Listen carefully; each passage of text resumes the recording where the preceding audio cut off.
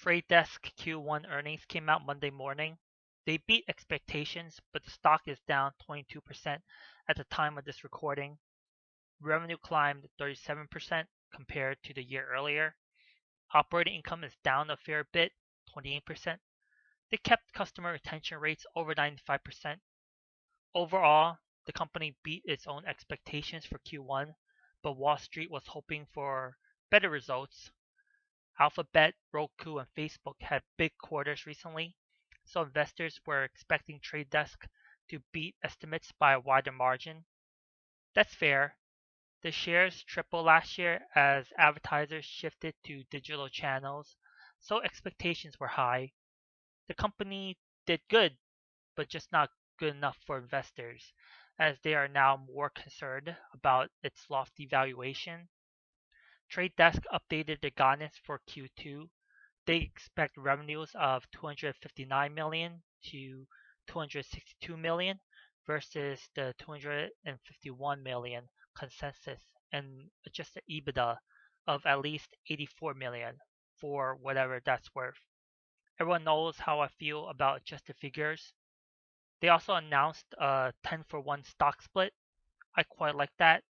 The shares are still trading at a high price tag even after the recent fall.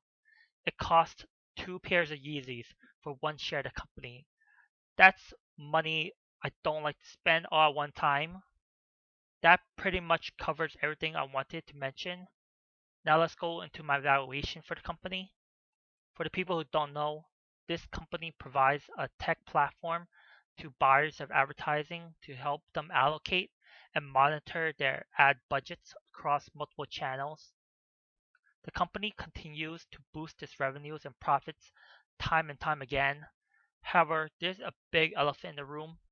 Google, one of its largest advertising inventory suppliers and competitor, is making it impossible to track user behavior due to the use of third-party cookies on its web browser. The change is currently an optional setting, but it will become the default choice by the end of the year.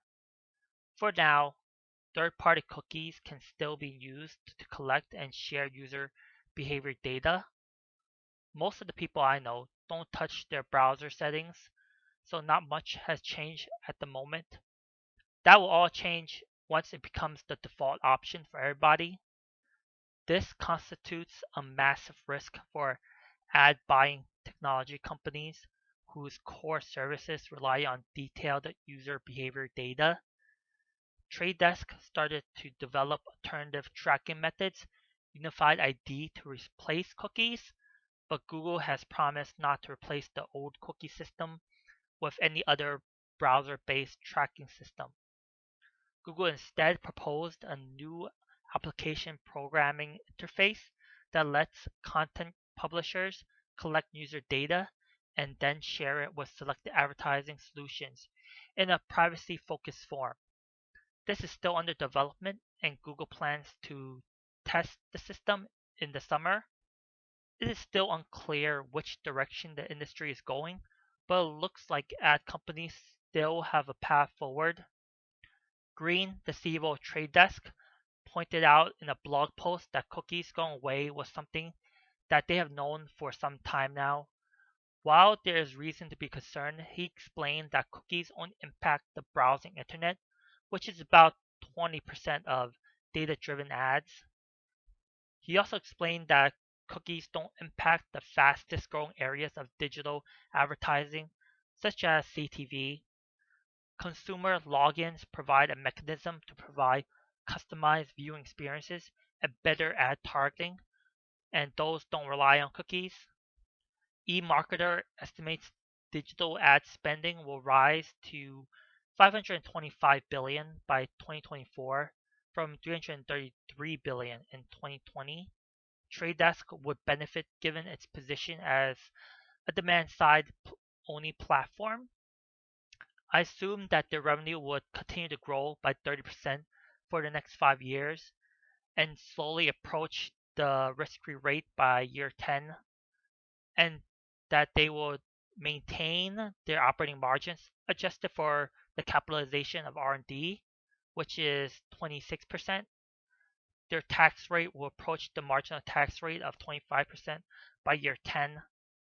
They were not efficient in reinvesting their earnings last year, but I would chalk it off to the pandemic. I assume that they will be very efficient in reinvesting their earnings. For every $1 they invest, they will earn $3 in sales. I calculate a cost of capital of around 5%. Once I plug these inputs into my DCF model, I get around $525 per share as of May 11th, 2021. The shares are trading at $515 after hours. The company is fairly valued in my opinion. I was able to pick up a few shares around $484. My valuation did punish Trade Desk a little for the uncertainty. It looks like revenue would grow 35% for this year instead of 30% in my model. So there could be more potential upside. I always prefer to be a little bit more conservative so that I don't overvalue a company and dump a bunch of money in. Please let me know your thoughts and how you valued this company. Everyone's story is different, so your fair value could be different from mine. So please do your own research. If you like what I'm doing and want to stay up to date, you can follow my Twitter. The link is in my bio, and subscribe. People have commented on my audio. Yes, I know it's complete garbage. I started this a month ago, so I am using the equipment I have lying around, mainly my gaming headset. Maybe when I hit 100 subs or I make a couple more videos, I will spend 20% of a pair of Yeezys on the mic.